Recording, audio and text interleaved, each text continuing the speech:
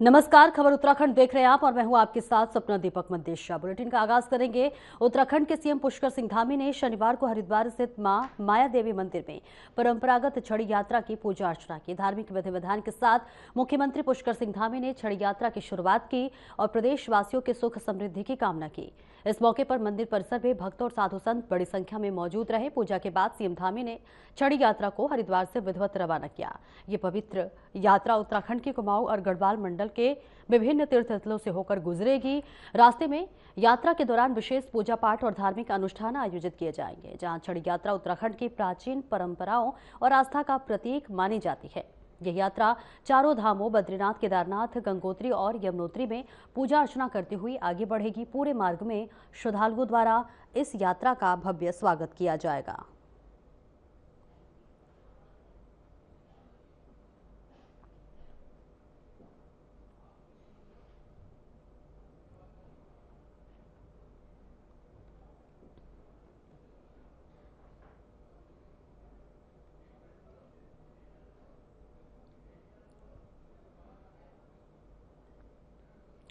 कांग्रेस उत्तराखंड में 3 चरणों वाली एक यात्रा और हस्ताक्षर अभियान की शुरुआत करने जा रही है। ये यात्रा केंद्र सरकार की अग्निपथ योजना के विरोध में की जाएगी, जिसके बारे में कांग्रेस प्रदेश उपाध्यक्ष सूर्यकांत धस्माना ने बताया कि प्रदेश में लगभग हर परिवार से कोई न कोई सदस्य सेना में है और कांग्रेस इस योजना को रद्द करने और रासैनिकों की पुरानी भर्ती प्रक्रिया को बहाल करने की मांग कर रही है। कांग्रेस ने इस योजना को देश की सुरक्षा के लिए खतरा और बेरोजगारी बढ़ाने वाला कदम बताया है।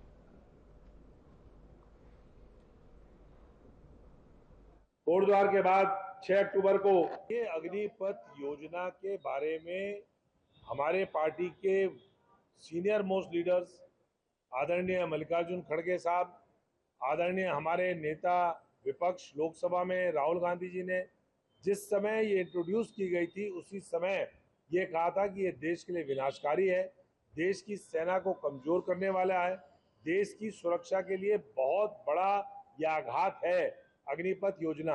और उन्होंने उसी समय इसका विरोध किया था। तब से लेकर अब तक हमने देखा 2022 में शुरू हुई थी, आज 2025 है। उत्तराखंड में सबसे ज्यादा इसका विपरीत प्रभाव पड़ा है। उत्तराखंड के लिए एक बहुत बड़ा साधन ये यहाँ के नौजवानों के लिए था।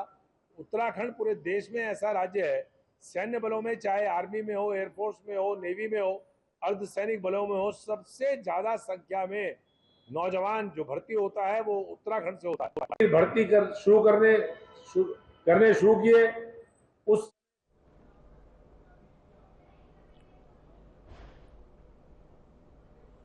और आगे बढ़ेंगे। Uttarakhand UK SSSC paper raw leak मामले को लेकर जहां विपक्ष सरकार पर लगातार हमलावर है, वहीं अब सरकार के दर्जा प्राप्त मंत्री और उत्तराखंड मंडी परिषद के अध्यक्ष अनिल कपूर डब्बू ने विवादित बयान दे दिया है। अनिल कपूर डब्बू ने कहा है कि जिसकी लोकप्रियता बढ़ती है उसके दुश्मन भी बढ़ते हैं, क्योंकि यहाँ राम की सेना भी है और रावण की भी। उन्होंने आरोप लगाया है कि पेपर लीक विवाद के पीछे देश विरोधी ताकतें काम कर रही है। साथ ही कहा कि पिछली बार देश ने शाहीन बाग और जेएनयू कैंपस के घटनाक्रम देखे थे, जिस तरह उस समय टुकड़े टुकड़े गैंग सक्रिय था, वैसा ही अब उत्तराखंड को भी निशाना बनाया जा रहा है। साथ ही दावा किया कि मुख्यमंत्री पुष्कर सिंह धामी ने राज्य में समान नागरिक संहिता, धर्मांतरण कानून और नकल विरोधी कानून लागू किए हैं, जिससे कि विरोधी ताकतें बौखलाई हुई है।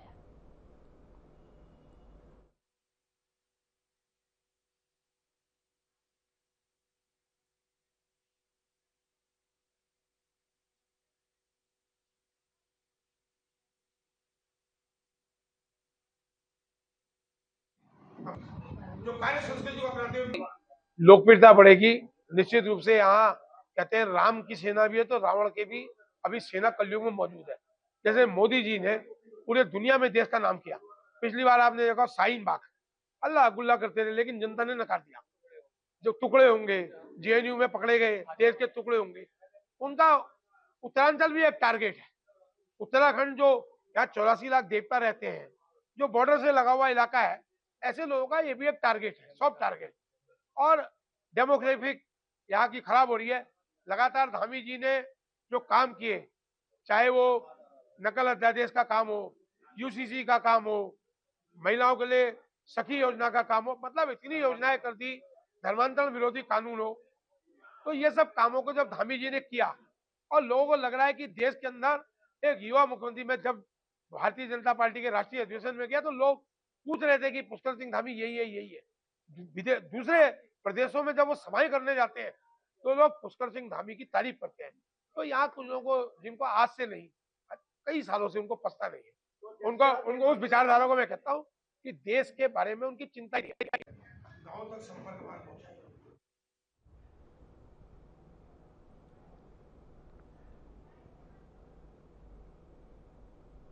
हल्द्वानी में उत्तराखंड मंडी परिषद के अध्यक्ष अनिल कपूर डब्बू ने मंडी परिषद के नवनिर्मित डीजीएम कार्यालय का लोकार्पण किया। करीब 2.5 करोड़ रुपए की लागत से भवन का निर्माण कार्य पूरा किया गया है। अनिल कपूर डब्बू ने कहा कि मंडी परिषद की आय को उन्होंने लगभग 200 करोड़ रुपए तक पहुंचाया है, जो कि अपने आप में एक रिकॉर्ड है।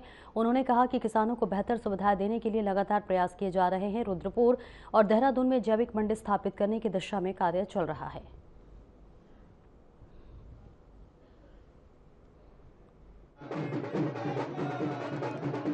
ये मंडी समिति का कार्यालय बनाया, मंडी परिषद का डीजीएम कार्यालय, और यहाँ पहले बड़ा जंगल था।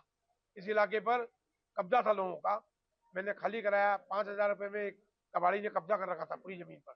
और यहाँ मैंने प्रयास किया कि मंडी परिषद की आय बढ़े, और ये प्रयास मैं यहाँ ही नहीं कर रहा हूँ, पूरे प्रदेश में कर रहा हूँ, क्योंकि उसकी आय से किसानों का काम होता है।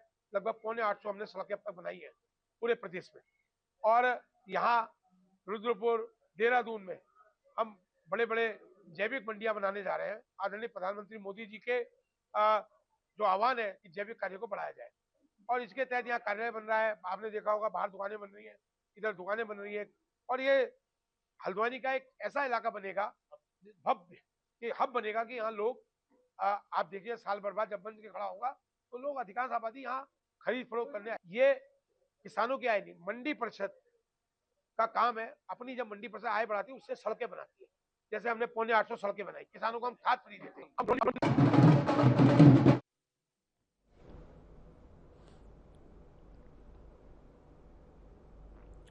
और खबर खटीमा से, जहां पर थारू विकास भवन के सभागार में पंडित दीनदयाल उपाध्याय की जयंती के अवसर पर बीजेपी ने आत्मनिर्भर भारत और स्वदेशी अभियान के तहत जिला स्तरीय संगोष्ठी का आयोजन किया, जिसमें कैबिनेट मंत्री सौरभ बहुगुणा मुख्य वक्ता के रूप में मौजूद रहे।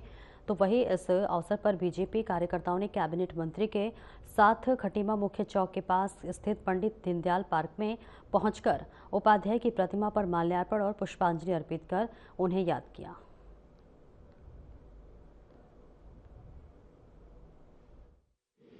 आज जब उसको उन्होंने शुभारंभ किया, नहीं देखिए, आज स्वर्गीय पंडित दीनदयाल उपाध्याय जी की जयंती है और मुझे खटीमा में रहने का मौका मिला अपने सारे देवतुल्य कार्यकर्ताओं के साथ। और हमने सिर्फ इनसे यही कहा है कि जो पंडित दीनदयाल उपाध्याय जी की सोच है, उस सोच पर चलना है।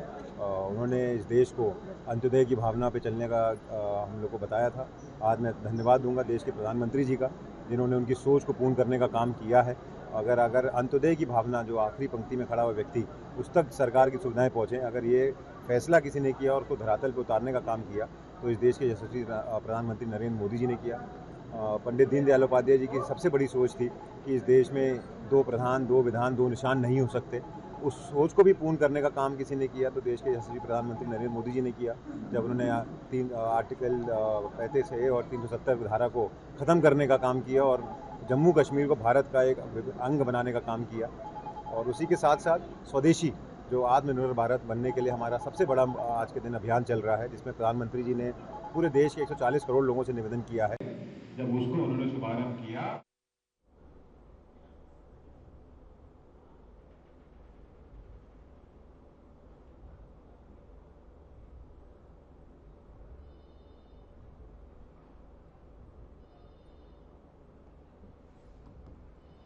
तो जिला स्तरीय संगोष्ठी का यहाँ आयोजन किया गया है। और देखिए, तमाम लोगों की मौजूदगी यहाँ पर बनी रही। खटीमा से ये तस्वीरें आपको दिखा रहे हैं, जहाँ पर तमाम लोग पहुंचे और पंडित दीनदयाल उपाध्याय की जयंती के मौके पर इस कार्यक्रम का आयोजन किया गया था। उन्हें सभी श्रद्धांजलि देते हुए नजर आ रहे थे। पंडित दीनदयाल उपाध्याय की जयंती के मौके पर जिला स्तरीय संगोष्ठी का आयोजन किया गया था। बड़े स्तर पर महिलाएं भी पहुंची हुई थी और उनके प्रतिमा पर माल्यार्पण कर उन्हें श्रद्धांजलि दी जा रही थी। आपको बताते चले, ये तस्वीरें हम आपको खटीमा से दिखा रहे हैं, जहां पर पंडित दीनदयाल उपाध्याय की जयंती के मौके पर विशेष कार्यक्रम का आयोजन किया गया था और पंडित दीनदयाल उपाध्याय की प्रतिमा पर माल्यार्पण कर उनको श्रद्धांजलि दी जा रही थी। तमाम लोगों की मौजूदगी थी और सभी पंडित दीनदयाल उपाध्याय के कार्यों को याद कर रहे थे और इसी के साथ साथ उन्होंने जिस तरह से योगदान दिया है देश में, उसको याद करते हुए, उन्हें श्रद्धांजलि अर्पित करते हुए यहाँ तमाम लोग नजर आ रहे थे। तो ये तस्वीरें आपको खटीमा से दिखा रहे हैं, जहाँ पंडित दीनदयाल उपाध्याय की जयंती के मौके पर एक संगोष्ठी का आयोजन किया गया था। जिला स्तरीय संगोष्ठी का आयोजन किया गया था, जहाँ पंडित दीनदयाल उपाध्याय की प्रतिमा पर लोग माल्यार्पण कर उन्हें श्रद्धांजलि अर्पित करते हुए नजर आ रहे थे और उन्हें याद कर रहे थे। उनके द्वारा दिए गए योगदान को याद किया जा रहा था। और UKSSSC पेपर लीक कांड में धामी सरकार ने सख्त कदम उठाते हुए हरिद्वार में तैनात सेक्टर मजिस्ट्रेट के एन तिवारी को सस्पेंड कर दिया गया है। साथ ही टिहरी के अग्रोड़ा कॉलेज की असिस्टेंट प्रोफेसर सुमन को भी पेपर हल भेजने के आरोप में निलंबित किया गया है, जिस पर हरिद्वार एसएसपी प्रमोद सिंह डोभाल ने जानकारी देते हुए बताया कि UKSSSC पेपर लीक का प्रकरण सामने आया था। इसको लेकर जांच जारी है और जिन अधिकारियों ने सुरक्षा में चूक की है,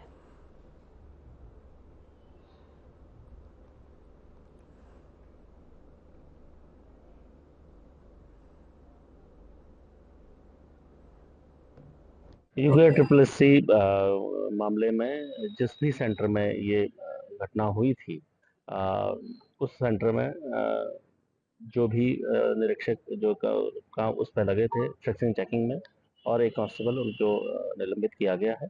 और इसमें CEO और इनसे भी जवाब लिया गया है कि किन परिस्थितियों में ये संभव हुआ कि एक व्यक्ति द्वारा एक फ़ोन को सेंटर में ले जाया गया, क्योंकि अभी प्रारंभिक जांच चल रही है, SIT इस पर काम कर रही है। उससे पूरा सहयोग हमारे द्वारा किया जाएगा, लेकिन जो प्रथम दृष्टया जो कमी इसमें दिखाई दी है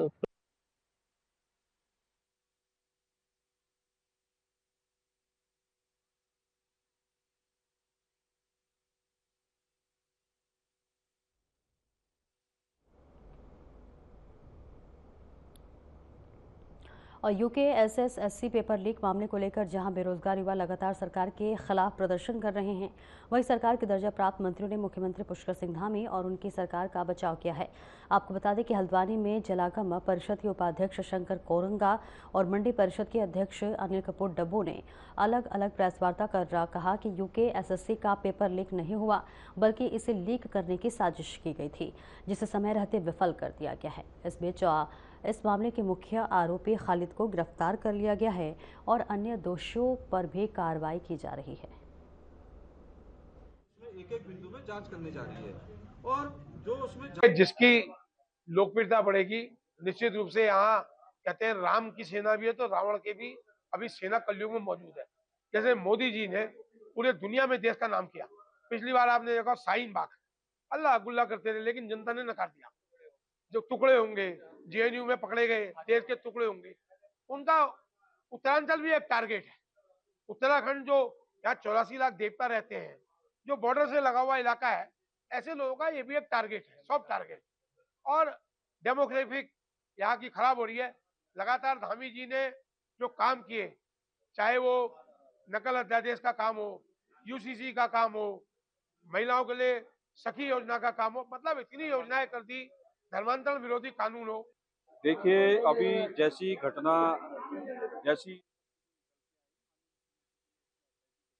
सोसाइटी गठित करने के बाद न्यायमूर्ति वर्मा जी के उसमें कमेटी में एक टीम गठित कर रही थी और पूरे प्रदेश में उसकी जांच भी होगी। और जो उसके मुख्य आरोपी थे उसमें सरकार ने जेल में डालने का भी काम किया गया और जो मुख्य आरोपी है उसको सीक्वल उसका कल उसको जारी भी किया गया। और जो अन्य उसके आरोपी हैं, चाहे वो दरोगा हो, हरिद्वार में जो एग्जाम सेंटर में जो दरोगा वहाँ थे, सेक्टर मजिस्ट्रेट वहाँ थे, अन्य लोग थे, एक भी व्यक्ति को नहीं बख्शा गया। और सरकार पूरी पारदर्शिता के साथ और पूरी सख्ताई के साथ इसमें काम कर रही है। नकल विरोधी कानून जब से हमने लागू किया इस प्रदेश के अंदर, कुछ लोगों को वो हजम नहीं हो रहा है, मुझे ऐसा महसूस होता है। सरकार क्योंकि इस प्रदेश के युवाओं के साथ है, युवाओं को छलने का काम जो भी करेगा उसके खिलाफ सरकार एक्शन मोड में रहेगी और सरकार उसमें काम कर रही है। और जो ये सब चीजें निकल के आई है, मुझे कहीं ना कहीं लगता है कि पर्दे के पीछे कहीं ना कहीं कुछ लोग या विपक्षी दल के लोग उसको एक आग देने का काम कर रहे हैं। अब हम एग्जाम कंडक्ट कराने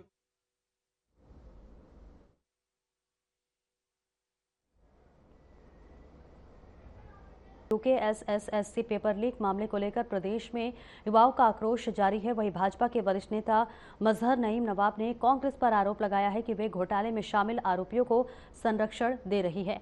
उन्होंने कहा कि कांग्रेस प्रदर्शन कर सरकार को बदनाम करने की साजिश रच रही है। मजहर नईम ने युवाओं से विपक्ष के बहकावे में न आने और न्याय पर भरोसा रखने की अपील की है। उन्होंने यह भी कहा है कि दोषियों को बख्शा नहीं जाएगा, चाहे वे किसी भी दल से जुड़े हो।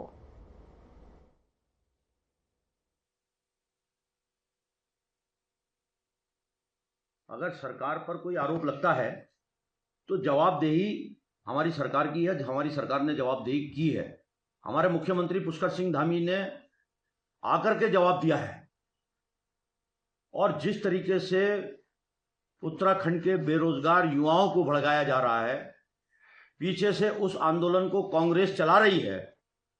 मैं एक बात कांग्रेस से जरूर पूछना चाहता हूं कि उत्तराखंड के मुख्यमंत्री श्रीमान पुष्कर सिंह धामी ने हिम्मत करके उत्तराखंड में कानून, नकल विरोधी कानून ला करके और उत्तराखंड का हित किया है। क्या किसी मुख्यमंत्री में, कांग्रेस के मुख्यमंत्री में हिम्मत थी कि उस कानून को लागू कर दें? हिमाचल में लागू किया क्या? केरल में लागू किया क्या कानून? या जहां कांग्रेस की सरकारें हैं वहां लागू हुआ? उत्तराखंड पहला स्टेट है जो पुष्कर सिंह धामी ने अपनी ताकत के बलबूते पर कानून लाए।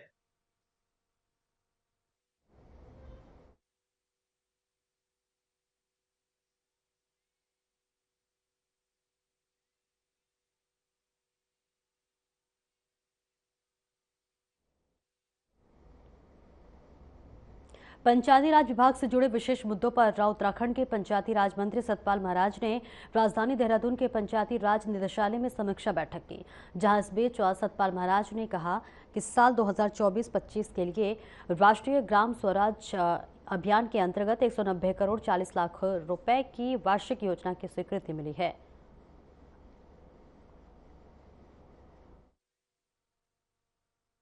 सबसे पहले तो नवरात्र की बहुत बहुत शुभकामनाएं सभी को। वर्ष 2024-25 में राष्ट्रीय ग्राम स्वराज अभियान के अंतर्गत 190 करोड़ 40 लाख की वार्षिक योजना की स्वीकृति मिली है और आज हमने पंचायत के लिए जो चुनकर प्रतिनिधि आए हैं उनके प्रशिक्षण के कार्यक्रम और अन्य गतिविधियों को आयोजित करने के लिए आदेश दिए हैं। इसके साथ साथ जो प्रत्यक्ष चुनाव हैं जिला पंचायत के, उसके लिए भी हमारी कार्रवाई चल रही है और आने वाले भविष्य में उसके सकारात्मक परिणाम दिखने को मिलेंगे।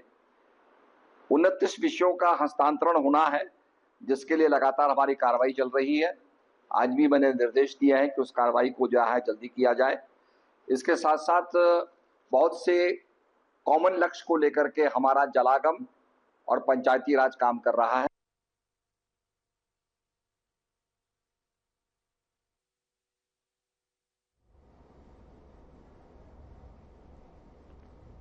मानसून की भारी बारिश के दौरान चारधाम यात्रा स्थगित कर दी गई थी, लेकिन बारिश थमने के बाद उत्तराखंड में चारधाम यात्रा का दूसरा चरण शुरू हो चुका है।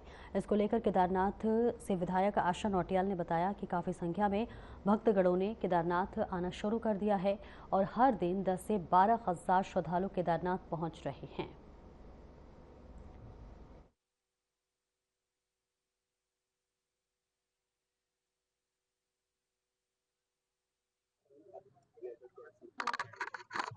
देखिए 1200 करोड़ माननीय प्रधानमंत्री जी ने तत्काल के लिए कहा है कि ये 1200 करोड़ मैं अभी तत्काल दे रहा हूँ और इसके अलावा भी अगर जरूरत पड़ेगी तो निश्चित तौर पर उनका आशीर्वाद हमारे उत्तराखंड को लगातार मिलता रहा है और आगे भी मिलेगा। देखिए अभी बरसात के बाद द्वितीय चरण की यात्रा प्रारंभ हो गई है दुर्गा नवरात्रों से और काफी मात्रा में यात्रियों ने, भक्तजनों ने और श्रद्धालुओं ने वहां पर आना प्रारंभ कर लिया है। हर दिन का जो आंकड़ा है वो अभी 10 से 12 हजार का है कि जो केदारनाथ पहुंच रहे हैं और अभी ये आंकड़ा धीरे धीरे बढ़ेगा। तो निश्चित तौर पर धीरे धीरे यात्री आने लगे हैं, लोगों में उत्साह है और रौनक है क्षेत्र में। दूसरा विषय हमारे यहाँ पर जो आपदा आई बहुत 28 अगस्त को जो बहुत बड़ी आपदा वहां पर आई है, उससे काफी लोग प्रभावित हुए हैं। चलो भाई।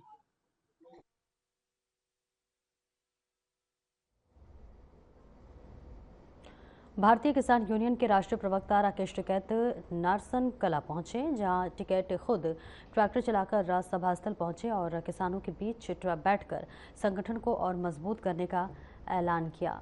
उन्होंने साफ कहा कि टोल प्लाजा की लड़ाई ने किसानों की ताकत दिखा दी थी और अब बड़ी महापंचायत की तैयारी होगी। टिकैत ने सरकार को चेतावनी दी है कि पेपर लीक पर युवाओं के साथ खिलवाड़ बर्दाश्त नहीं होगा। पेपर लीक होने पर परीक्षा कैंसिल कर दोबारा कराई जाए और नकल कानून सख्ती से लागू हो।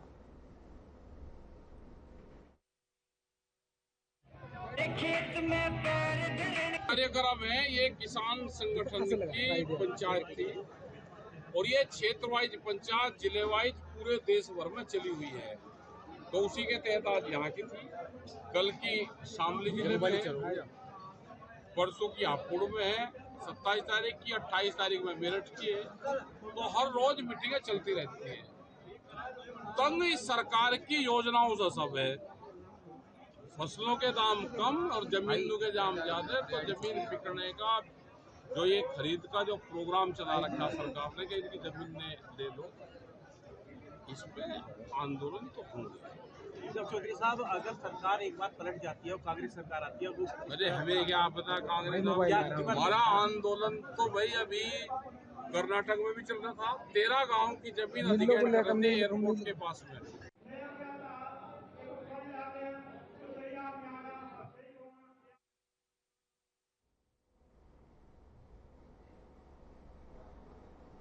उत्तराखंड में इसी मानसून की विदाई हो गई है, जिस पर मौसम वैज्ञानिक सीएम तोमर का कहना है कि जिस तरह से पिछले कुछ दिनों में बारिश रुकी हुई है, इसके बाद से फिलहाल मौसम की इस साल की विदाई हो गई है और जहां पिछले साल की तुलना में इस साल करीब 20% अधिक बारिश हुई है।